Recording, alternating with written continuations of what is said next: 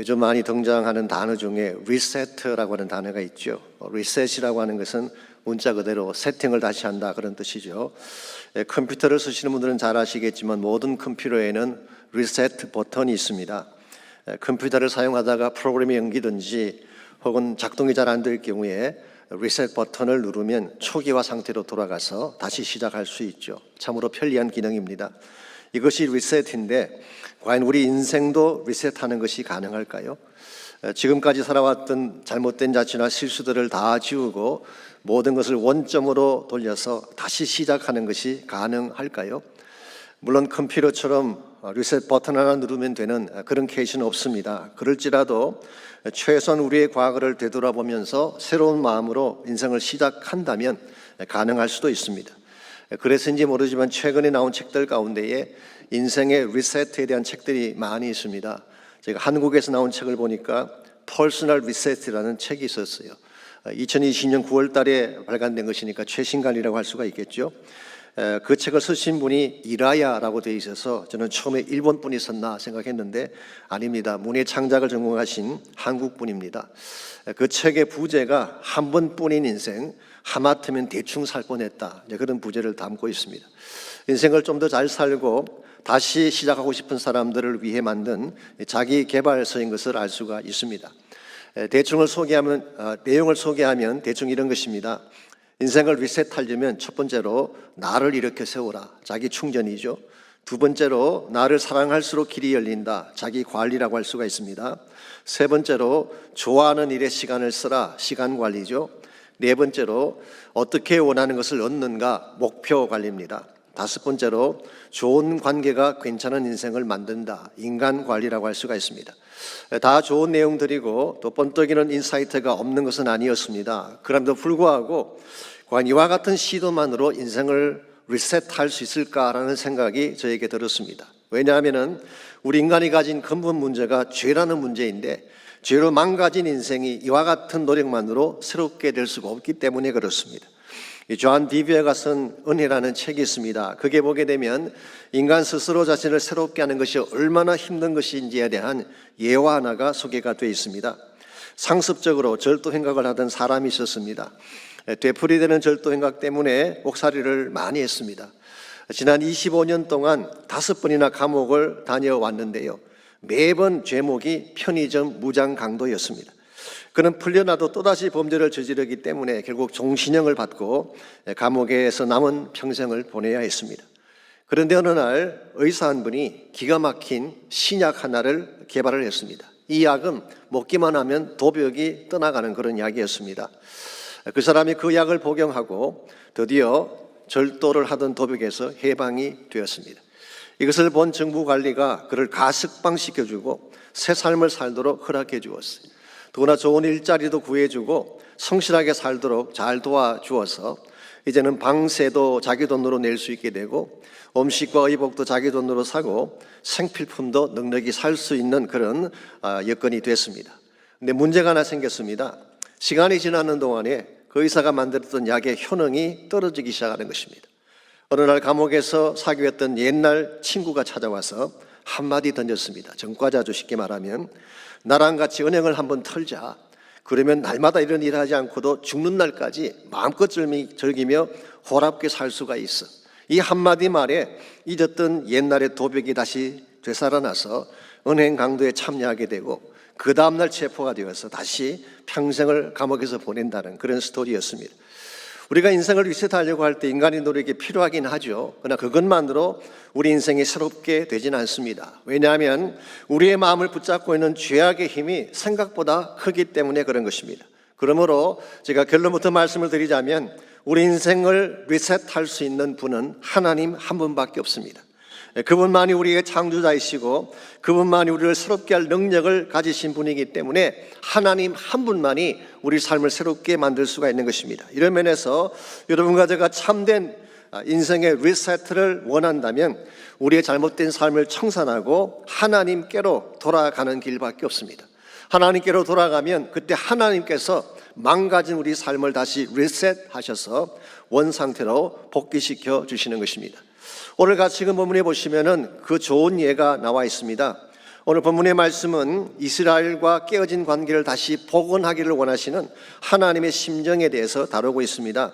우리가 함께 읽지 않았지만 1절 말씀을 잠깐 보시면 너희 형제에게는 암미라 하고 너희 자매에게는 루하마라 하라. 사실 이 말씀은 지난주 다루었던 1장의 결론 부분이기도 하고 동시에 2장을 여는 서론이기도 합니다. 이게 암미와 루하마, 즉 앞에 붙어있던 로가 빠졌죠. 이 LO 히브리 말로 이 부정접두어인 로가 들어가게 되면 없다는 뜻인데 그것을 뺀 것입니다. 그러므로 너희들이 다시 my people, 나의 백성이 되고 너희들이 다시 my beloved, 나의 사랑하는 자가 되었다, 그런 뜻입니다. 사실 이것이 하나님이 마음속에 품고 있는 진짜 마음이죠. 할 수만 있다면 다시 그들을 하나님의 백성을 삼고 할 수만 있다면 다시 그들을 사랑해서 함께 교제하며 사는 것이 하나님의 마음이었습니다. 그런데 무엇이 문제였나요? 이스라엘 백성들의 근본 마음은 아직도 바뀌어지지 않았다는 데 문제점이 있습니다. 그래서 2절을 보시면 너희 어머니와 논쟁하라. 그는 내 아내가 아니요 나는 그의 남편이 아니라 그가 그의 얼굴에서 음란을 제하게 하고 그 유방 사이에서 음행을 제하게 하라 그랬습니다. 여기서 어머니는 이스라엘 나라를 말하는 것입니다. 그리고 너희는 그 백성을 말하는 것입니다.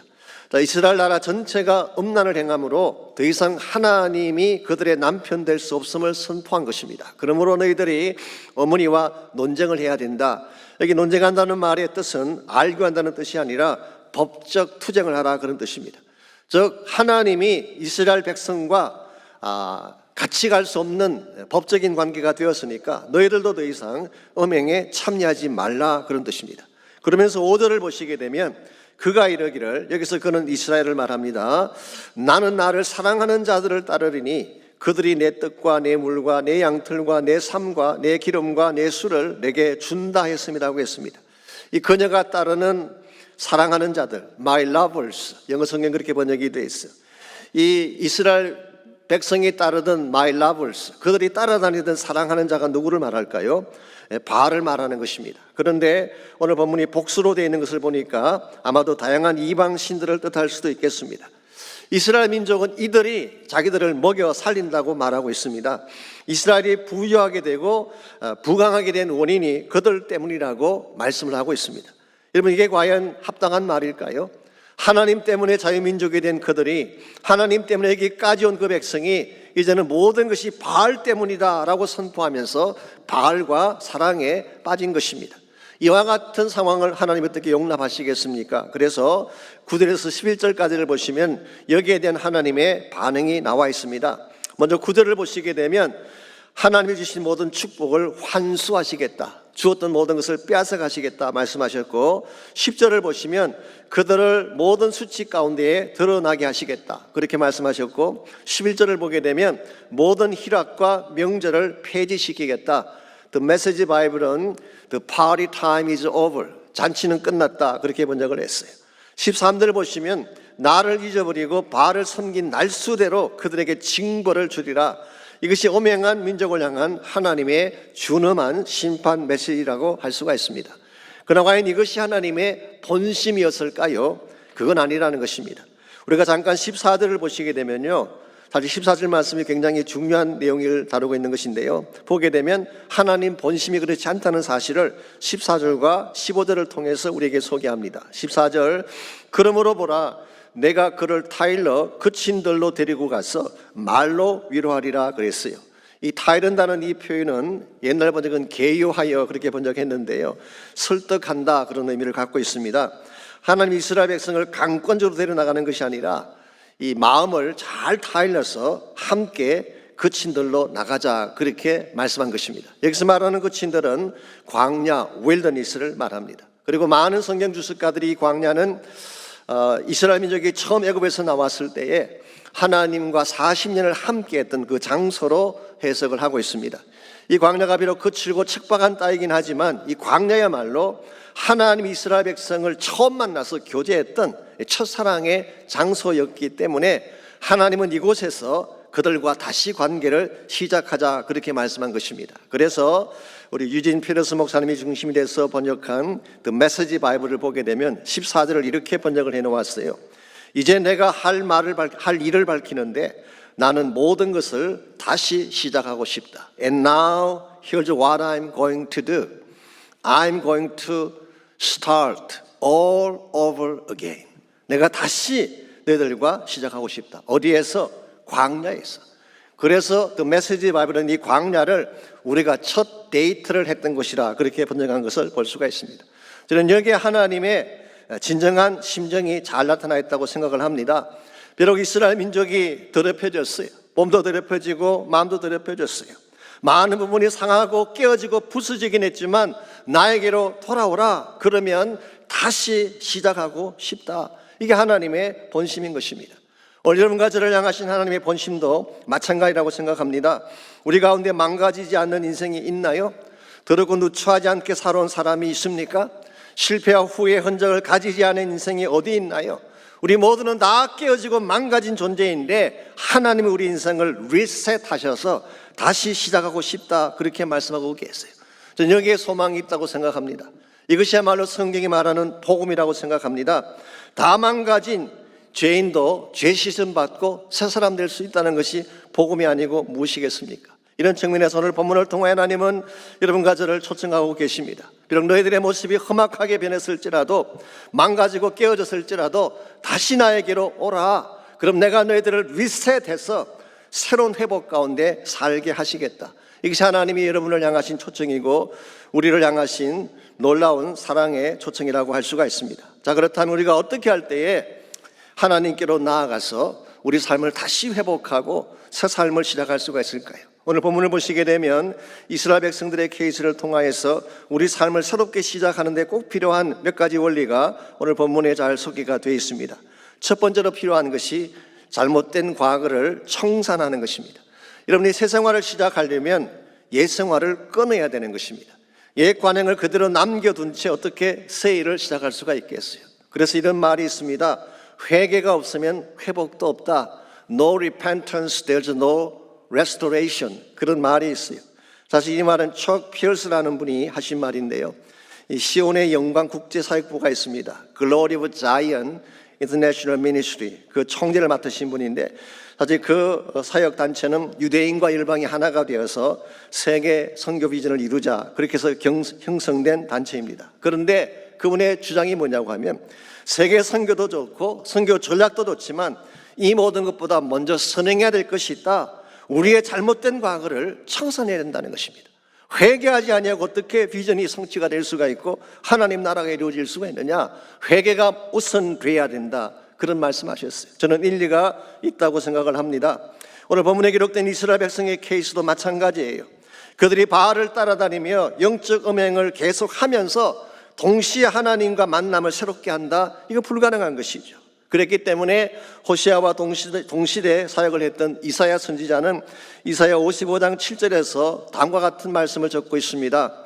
악인은 그의 길을, 불의한 자는 그의 생각을 버리고 여호와께로 돌아오라. 그리하면 그가 긍휼히 여기시리라. 우리 하나님께로 돌아오라. 그가 너그럽게 용서하시리라 그랬어요. 이 말씀 속에 두 가지 중요한 키워드가 나오죠. 버리고 오라는 말과 돌아오라는 말입니다. 이 돌아오라고 하는 것은 히브리 말로 숲, 이 숲이라고 하는 것이 구약 성경에 나오는 회개를 표현하는 대표적인 단어입니다. 신약에서는 메타노이아라는 단어를 썼죠. 구약에서는 숲이라는 단어가 돌이킨다 그런 뜻인데 쉽게 표현하면 방향을 턴하는 것을 말하는 것입니다. 우리 페이트에서 늘 강조했던 턴, 이 방향을 돌리는 것을 의미하는 것입니다. 자, 방향을 턴하려면 반드시 전제해야 될 것이 있는데 그게 뭘까요? 버리고라는 단어입니다. 악한 길을 버리고 불의한 생각을 버려야지 턴에서 돌아올 수 있는 것이지 과거의 관행을 그대로 둔 채 어떻게 돌아올 수가 있겠어요? 오늘 여러분과 제가 정말 새 삶을 살기를 원한다면 과거의 잘못들을 처리를 해야 돼요. 끊을 것은 끊고 잘못된 것은 뉘우치고 회개를 해야지 우리 인생을 새롭게 시작할 수가 있는 것입니다. 오래전에 제가 김정근 목사님이 설교하시는 중에 이런 말씀을 들었던 기억이 있습니다. 한 여학생이 목사님을 찾아와서 상담을 했습니다. 어떻게 하다 보니까 교수님과 사랑에 빠졌다는 것입니다. 그 교수님은 가정을 둔 사람인데 결국 불륜을 저지르게 된 것입니다. 이렇게 되니까 공부도 잘 안 되고 삶도 엉망진창이 되고 마음 힘들어 견딜 수가 없으니까 좀 도와주십시오. 기대해 주십시오. 그런 내용의 상담이었습니다. 그때 김 목사님이 쉬운 방법이 있다. 빨리 가서 교수와 관계를 끊으라. 그렇게 충고를 했어요. 그랬더니 그 여학생이 말하기를 그건 할 수가 없대요. 교수님과의 관계는 끊지 아니하고도 이 고통에서 벗어날 수 있도록 기도해달라. 여러분, 이게 과연 가능할까요? 그래서 김 목사님이 주신 말씀이 그건 마치 비수를 가슴에 꽂은 채 칼을 뽑지 않고 병을 고쳐달라고 요청한 것과 똑같다. 먼저 가슴에 박힌 칼을 뽑아야지 치유도 가능하지 않겠느냐. 그래서 나중에 그 자매가 자기 잘못을 누리치고 관계를 청산한 후에 새 삶을 시작했다는 그런 말씀을 제가 들은 적이 있습니다. 여러분이 정말 새 생활을 원한다면 과거를 청산해야 되는 것입니다. 이제 2020년도가 거의 다 지나가고 새해가 다가오지 않습니까? 우리의 잘못된 관행을 끊지 아니하면요, 해가 바뀌어도 마찬가지입니다. 문제는 그대로 남아있는 것입니다. 그러므로 우리가 정말 새 삶을 살기를 원한다면 하나님이 기뻐하지 않는 관행들을 다 끊어야 돼요.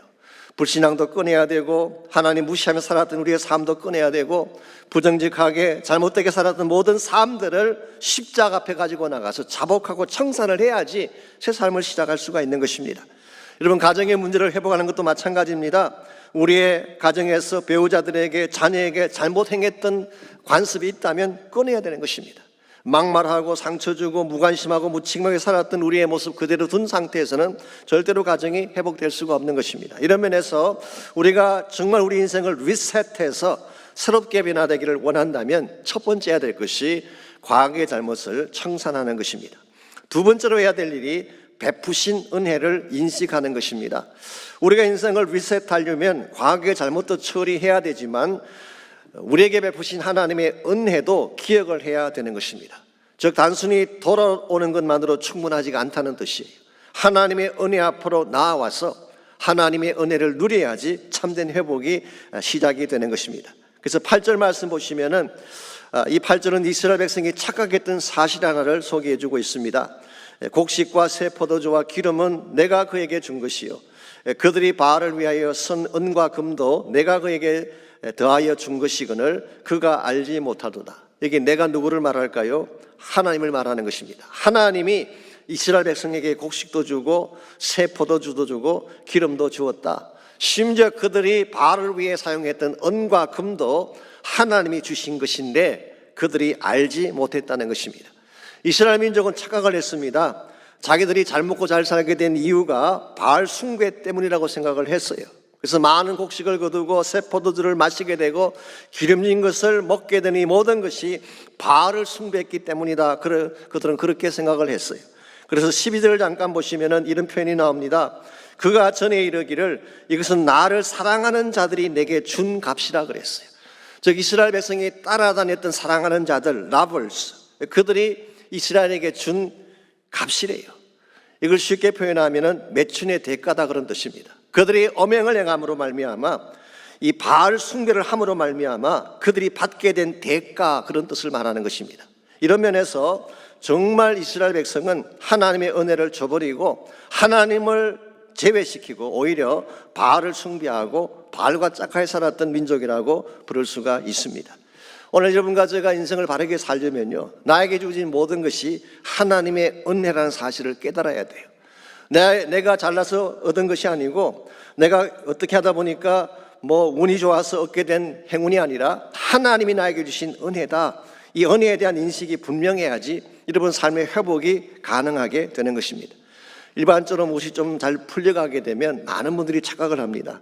내가 열심히 했기 때문에 얻게 된 결과이지, 내가 잘나서 얻게 된 결과이지, 아니면 내가 세상을 잘 만나서 얻게 된 결과이지, 그렇게 생각하는 분이 계시는데요, 여러분 기억하실 중요한 사실이 뭔지 아십니까? 하나님이 주시지 않으면 한 개도 얻을 수가 없어요. 나에게 주어진 모든 것은 하나님이 주신 거예요. 나의 생명도 그분이 주셨고 나의 건강도 하나님이 주셨어요. 나의 가정, 나의 비즈니스 다 하나님이 주신 것입니다. 하나님이 나에게 베풀어 주신 은혜를 기억하지 아니하면 절대로 바르게 설 수가 없는 것입니다. 저는 저희 교회를 생각할 때마다 이 사실을 잊지 않으려고 스스로 다짐을 합니다. 저는 64년간의 과정을 돌아보세요. 곳곳에 서며 있는 하나님의 은혜를 발견할 수밖에 없습니다. 만약 하나님의 은혜가 아니었더라면 오늘 우리가 보고 있는 BSBC는 존재할 수 없었을 거예요. 이것이 하나님이 모든 것을 다 해주셨는데 이 사실을 망각한 채 바알을 따라가면서 세상을 따라가면서 하나님을 제외시킨다면 하나님께서 어떻게 하실 것 같아요? 9절 말씀 다시 보십시오. 주어진 모든 축복을 환수하시겠다 그렇게 말씀하셨어요. 곡식도 도로 찾아버리겠고 새 포도주도 다시 찾겠고 너희들을 가릴 수 있는 털과 삶도 다 빼앗아 버리리라. 사실 이것은 경고의 말씀인 동시에 또 역사를 보게 되면 실제로 그렇게 행하신 말씀이기도 합니다.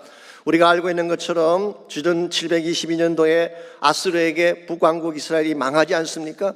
그들이 포로로 끌려갈 때에 그동안 그들이 자랑했던 그 모든 것들이 어디 있었나요? 다 사라지고 말았어요. 모든 것들은 다 하루아침에 없어지고 만 것입니다. 오늘 하나님이 주신 것을 인정하지 아니하고 세상을 바라보고 바알을 바라보게 되면 우리는 가진 것 빼앗길 수 있게 되고 하나님을 떠날 수 있게 되는 것입니다. 저는 이번에 코로나 사태를 겪으면서 정말 많은 것을 생각하게 됐습니다. 우리가 자랑했던 모든 것들이 순식간에 다 날아갈 수도 있겠구나, 그런 생각이 들었어요. 아시는 대로 막강한 미국을 보세요. 얼마나 강했습니까? 그런데 미국이 지금 흔들리고 있잖아요. 이 방역 시스템부터 정치가들의 대처 방안이 이르기까지 헤매고 있잖아요. 지금 경제는 바닥을 치고 실업가들은 기하급수로 늘고 있는데 미국 중심부가 아닌 이걸 해결할 수 있을까 회의가 들지 않을 수가 없습니다. 키는 이것입니다. 미국이 정말 회복되기를 원한다면 하나님 은혜 앞으로 나가야 되는 것입니다. 미국의 중심부가 하나님께로 돌아올 때 하나님이 비로소 주시는 것이 회복이고 축복이지 하나님 떠난 인생이 어떻게 회복을 누릴 수가 있겠어요? 우리 개인의 삶도 마찬가지입니다. 지금 질병이 창궐하고 있잖아요. 우리 삶의 기반이 무너지고 있는데 우리 힘으로 아무리 발버둥 쳐도 일어날 수가 없습니다. 미국 정부가 도와줄 것 같지만 실제는 그렇지도 않습니다. 어저께 저도 신문을 보니까 70대 한인분의 식당에 대한 가슴 아픈 기사가 났었잖아요.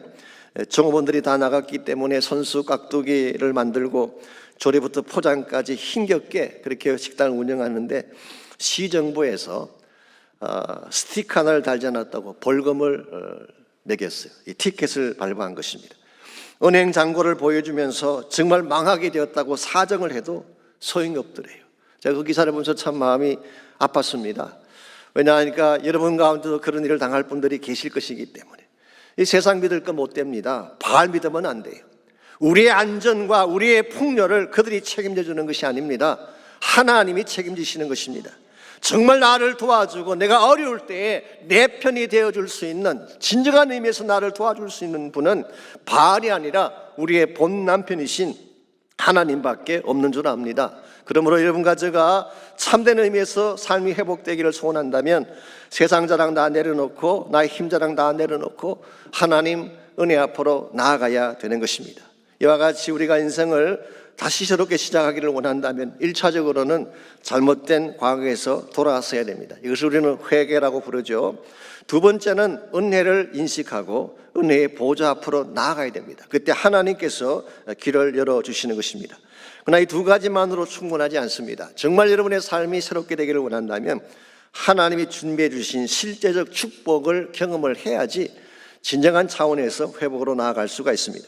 오늘 본문에 보시게 되면 하나님은 광야에 이 축복을 예비하시고 여러분과 저에게 광야에서 축복을 주시겠다고 말씀하고 있어요. 그러므로 우리 인생을 새롭게 시작하려면 광야로 나가서 광야의 축복을 경험해야 되는 것입니다. 오늘 본문의 중심 주제라고 할 수 있는 14절을 다시 보시면요, 하나님은 망가진 이스라엘 백성을 향해서 거친들로 데리고 가서 위로하겠다는 말씀을 하시죠. 여기서 거친들이라고 하는 것은 앞서 설명을 드린 것처럼 이스라엘 백성이 출애굽한 이후에 약 40년간을 보냈던 광야를 지칭하고 있습니다. 일반적으로 광야라고 하면 척박한 땅이고 불모지라고 생각을 하죠. 실제로 그렇습니다. 이 팔레스타인 지역의 광야는 그야말로 돌짝밭이고 모래로 이루어진 풀 한 폭이 자랄 수 없는 척박한 땅이 맞습니다. 그러나 영적으로 다시 보게 되면 이 광야야말로 하나님이 이스라엘과 가장 가까이 계셨던 곳이라고 할 수가 있습니다. 이스라엘 민족이 광야 한가운데서 진을 치게 되면 이스라엘 진 한가운데에 하나님의 성막이 세워지고 그 가운데 하나님이 임재하셨어요. 그래서 밤에는 불기둥으로 온 이스라엘 진중을 덮어주셨어요. 또 또한 그들이 행진을 할 때는 하나님이 앞서가시면서 구름 기둥으로 길을 안내하고 그들을 덮어주셨어요. 즉 밤낮 가리지 않고 하나님이 이처럼 그들과 가까이 계신 적이 없습니다. 뿐만 아니라 광야 기간 동안에 하나님은 그들에게 어떤 양식을 주셨나요? 만나라고 하는 기가 막힌 음식을 내려주셨어요. 이슬같이 귀한 양식, 하늘의 양식을 하나님이 광야 기간 동안만 허락해 주셨어요. 그것만이 아닙니다. 목마를 때는 반석을 터뜨려서 생수를 마시게 했고 가란 그 심령들을 죽일 수 있도록 은혜를 베풀어 주셨어요. 이와 같이 하나님이 우리와 함께하면서 가장 가까이 계셨던 곳이 광야인데, 이 광야를 통해서 하나님은 최소한 3가지 축복을 우리에게 주시겠다고 약속하고 있습니다. 오늘 여러분과 제가 힘들긴 하지만 어렵긴 하지만 광야 한가운데서 하나님을 만나게 되면 하나님은 15절 말씀해 보게 되면 우리 모두에게 3가지 축복을 주겠다고 말씀하고 계십니다. 15절입니다.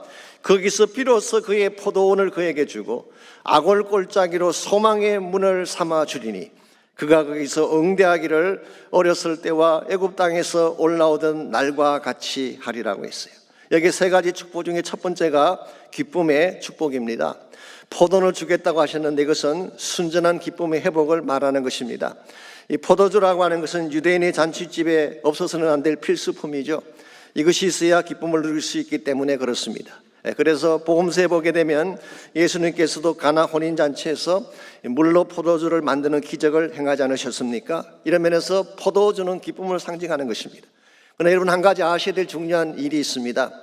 예수님께서 주시는 포도주와 세상이 주는 포도주는 다르다는 것을 알아야 돼요.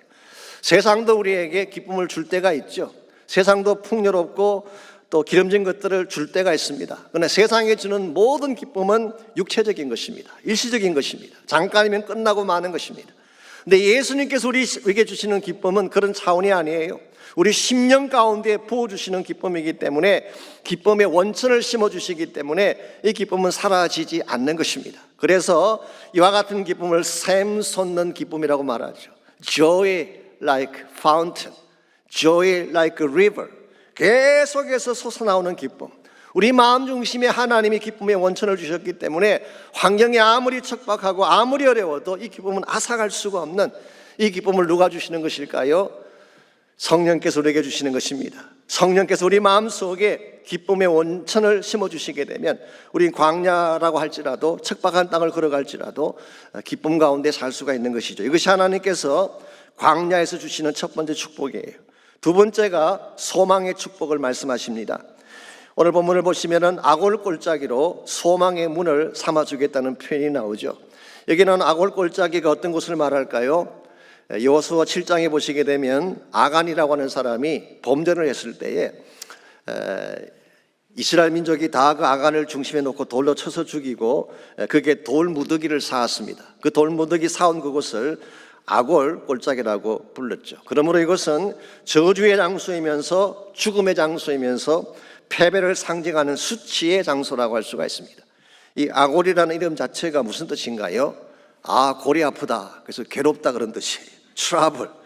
이와 같이 고통스러운 곳, 정말 골이 아플 정도로 트러블이 가득 찬 그곳을 소망의 문을 여시겠대요. 여기에다가 gateway to the hope, 소망을 향하는 문을 여시겠다고 말씀합니다. 이건 굉장한 어메이징한 은혜가 아닐 수가 없습니다. 여러분과 제가 하나님께로 돌아가게 되면 하나님이 이와 같이 아골 골짜기를 깨뜨리고 우리에게 소망의 새 문을 열어주신다고 약속하고 있어요. 오늘 우리의 삶 속에도 사실 아골 골짜기가 있습니다. 우리가 원했던 것은 아니지만 우리 연약함 때문에 또 우리 실수 때문에 절망의 무더기에, 돌무더기에 갇히는 경우가 있죠. 이와 같이 절망의 돌무더기에 갇혔을 때에 누가 우리를 그 돌무더기로부터 건져낼 수가 있을까요? 이 나훈아 씨가 부른 노래처럼 태서 형 세상이 왜 이래, 왜 이렇게 사는 게 힘들어, 이렇게 절규한다고 태서 형이 와서 구해줄까요? 나훈아가 말하는 태서는 소크라테스를 말하는 거 아시죠? 이 태서 형도 사실 인생을 고민하다가 세상을 떠난 한 인간에 불과합니다. 그러므로 어느 누구도 죽음과 절망의 돌무더기의 우리를 건져낼 자가 없는데 유일하게 한 분, 그분이 바로 예수 그리스도십니다. 그분은 실제로 절망의 무덤에 갇혔다가 그 무덤을 깨뜨리고 다시 살아나신 유일한 능력자이기 때문에 예수님만이, 부활하신 예수님만이 여러분의 악올 골짜기를 깨뜨리고 악올을 덮고 있는 돌무더기를 다 깨뜨려버리고 새 소망의 문을 열어주는 것입니다. 그러므로 여러분께서 하나님께로 돌아와야지 닫혀있는 문이 열리게 되고 절망이 변화해서 소망이 되는 것입니다. 세 번째로 말씀하신 축복이 찬양의 축복입니다. 14절 마지막 파트를 보시기 바랍니다. 그가 거기서 응대하기를 어렸을 때와 애굽 땅에서 올라오던 날과 같이 하리라. 그가 응대하기를 그랬는데 여기서 말하는 그는 이스라엘 백성을 말합니다. 영어 성경은 she will respond. 일반적으로 나라는 여성으로 표현을 많이 하죠. 또 철치도 여성으로 표현하잖아요. 그래서 she will respond. 이것은 이스라엘 백성이 보이는 반응을 말하는 것입니다. 그들이 어떻게 반응을 보이냐고 하면 어렸을 때 애굽 땅에서 올라오던 날과 같은 반응을 보이겠다.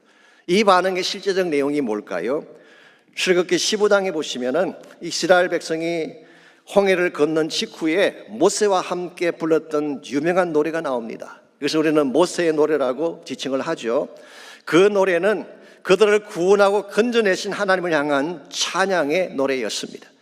15장 2절을 보면 이런 말씀이 나옵니다. 여호와는 나의 힘이요 노래시며 나의 구원이시다. The Lord is my strength, my song, and my salvation. 여호와 하나님이 나의 힘이 되시고 나의 노래가 되시고 나의 구원이 되신다.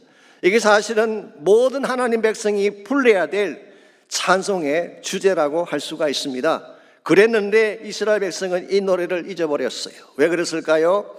세상을 노래하고 바알을 노래하다 보니까 하나님 찬양하는 것을 잊어버린 것입니다. 이와 같이 노래를 잊어버린 백성을 향해서 참된 의미에서 심령 깊은 곳에서 울려나오는 찬양을 상실한 그 백성에게 하나님은 이렇게 말씀하십니다. 너희들이 그 옛날 나를 향해 순전한 마음으로 불렀던 그 노래 다시 부를 날이 올 것이다. 이게 바로 찬양의 회복에 대한 약속이라고 할 수가 있습니다. 여러분, 이와 같은 것이 여러분과 저를 향하신 하나님의 본심이에요. 하나님, 우리가 실패 현장에서 고통하며 사는 것 원치 않습니다. 우리가 절망 속에 빠져서 갈 바를 알지 못한 채 헤매이는 것도 원치 않습니다. 하나님께로 돌아와서 이 모든 것들을 다 회복하고 새롭게 살기를 원하는 것, 이게 하나님의 본심이라고 할 수가 있습니다. 그러므로 정말 잘못 살아온 지난 세월을 지우고 다시 인생을 리셋하기를 원하신다면 주님께로 돌아와야 합니다. 그리고 그분만이 당신의 모든 잘못된 과거를 씻어 주실 수 있는 분이기 때문에 주님의 십자가 앞에 나가셔서 우리의 모든 죄를 다 토로하고 우리의 과거를 씻음 받아야 돼요. 뿐만 아니라 그분께 나아가게 되면 악올골짝 같은 우리의 삶 속에 새 소망의 문을 열어주셔서 어떤 절망도 깨뜨릴 수 있도록 힘을 주시는 것입니다. 무엇보다도 우리가 그분께 나아가게 되면 그분을 노래해야 될 참 이유를 알게 하셔서 진정한 차원의 찬양이 터져나오게 하는 것입니다. 혹시 여러분 가운데 아직도 주님을 떠난 가운데 있으면서 돌아오지 않는 분이 혹시 계신다면 아직도 늦지 않았습니다. 주님께로 꼭 돌아오시기를 바랍니다.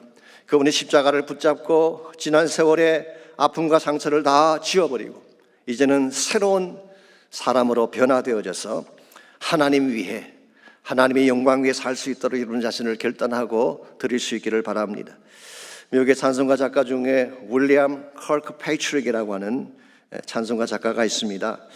이분은 1850년대 중반이죠. 이 필라델피아의 와턴 스트리트에 있는 감리교회에서 찬양 인도를 하고 또 주일학교를 가르치는 교사로 섬기던 그런 분입니다. 한 번은 감리교단에서 주최하는 부흥 집회가 있어서 이분에게 찬양을 좀 맡아달라고 하는 그런 의뢰가 왔어요. 그 당시는 천막에서 주로 집회를 했고 또 음악을 하는 여러 사람들을 이렇게 리크루트해서 함께 찬양을 인도하곤 그랬습니다. 근데 그 중에 노래를 참 잘하는 솔로리스트가 한 명 있었는데 이 사람은 자기 노래 순서만 끝나면 집회에 더 머물지 않고 그냥 그 텐트를 나가버리는 것입니다. 이 복음의 말씀을 듣고 함께 부흥회를 인도하면 참 좋을 텐데 매번 그렇게 하는 것을 보면서 컬크 페이트릭의 마음이 아팠어요. 저 영혼이 무슨 문제가 있길래 왜 좋은 이 집회를 자꾸 놓치고 떠나가는가. 그래서 그때부터 그 사람을 위한 기도가 시작되었다고 합니다. 하나님, 나는 저 영혼의 상황을 모릅니다. 그런데도 제 마음이 아프네요. 저 영혼을 도울 수 있도록 나를 사용해 주십시오. 그가 간절하게 기도하는 중에 하나님을 떠나 혼자 힘겹게 방황하는 그 사람의 모습이 눈에 들어왔고 그가 다시 주께로 돌아오는 그런 환상을 보게 됩니다. 여기에 영감을 얻어서 그가 지었던 유명한 찬송이 있습니다. 그 찬송 가사가 이렇게 시작되고 있습니다.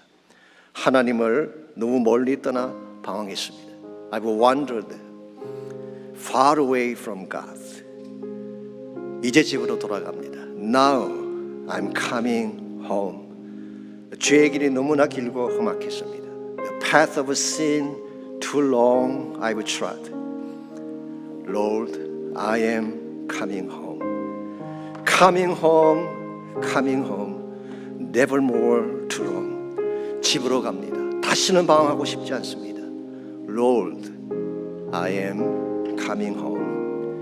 2절은 이렇게 기록되어 있습니다. 그 많은 소중한 세월을 낭비했습니다. I've wasted my precious years.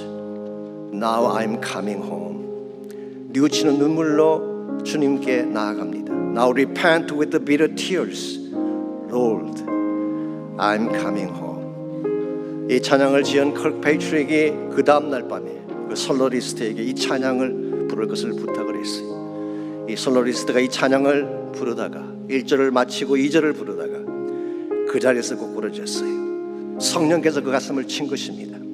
그는 그 자리에서 통곡하며 뉘우치며 회개한 후에 구원 초청 시간에 강단 앞으로 나아갔고 그날 그는 처음으로 예수님을 자기 구원자로 영접하는 놀라운 축복을 누리게 되었다고 합니다.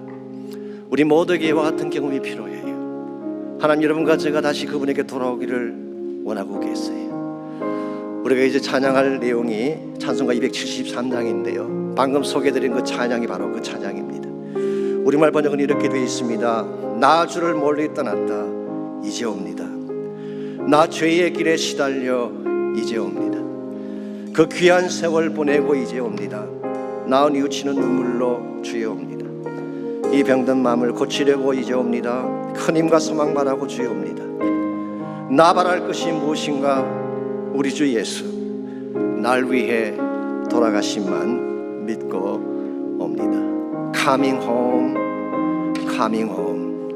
Lord, I am coming home. 이제 한번 이 찬양 같이 했으면 참 좋겠습니다. 여러분 마음의 문을 열고 우리를 초청하시는 그 하나님 앞에 정말 내 자신을 고백하는 그런 마음으로 이 찬양을 함께 부르면 좋겠습니다. 나 주를 멀리 떠났다